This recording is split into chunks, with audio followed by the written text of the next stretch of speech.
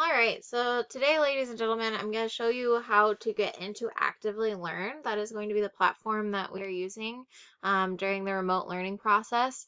So if you go to activelylearn.com, you'll come to a page that looks like this.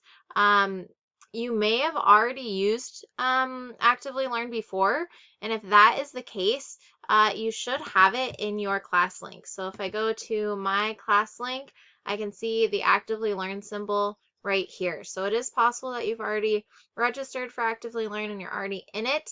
But either way, you are going to need your class code. So your teacher should have given you something that is unique for your class period. So for my period 1 biology students, their code is OKKWU. But my second period biology students would have a different code, and Miss Davis students would have a different code as well. But with that code, if you go to Actively Learn and you go to the student sign up, you should have the ability to type in this code. So when you get there, it'll ask you what class you would like to sign up for, and at that point, you would sign up for that class. So if you log in with your Office 365 accounts, it should work, and we all have our Office 365. That is what the school district uses. And if I do that, let me try to go to the student view here. So if I switch here, and if you wanted to add a class using a code, so you'd use the class code, and then you would type in that code. So that one was OKKWU. And because I'm already signed up for it, it might not work. So I've already joined that class, but that's what you guys would do. So if you look over on the left side, there's this little plus button next to the classes. You would click on that, and then you would join the class using that code.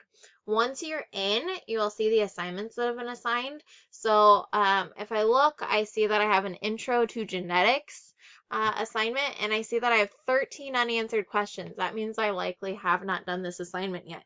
So if I click on that assignment, it will load. Often these will be videos, but it could be a worksheet that we're asking you to work through. It could be an article that we're asking you to work through.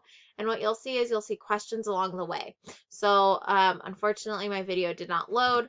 But if the video were to load, you would see these little question boxes that pop up at the bottom. So as you are playing the video will pause, and a question will pop up on the right side of your screen, and it will want you to answer it. So sometimes they're short answers and you have to type in the short answer. Sometimes it's multiple choice that you're answering, but the video won't play again until you've answered that question. So if you're having a hard time playing the video, it probably means that there's a question that's popped up on the right side that you haven't answered yet. Okay. So it's going to be a little bit of playing around with this. There might be some things, and then you should be able to see your grades at the top. And you might be able to see like how well you did on each. There's definitely going to be some playing around with this. There's closed captioning options, other options as well when you're reading the articles, but oh, there's the video. Ah. So there you can see all those questions at the bottom.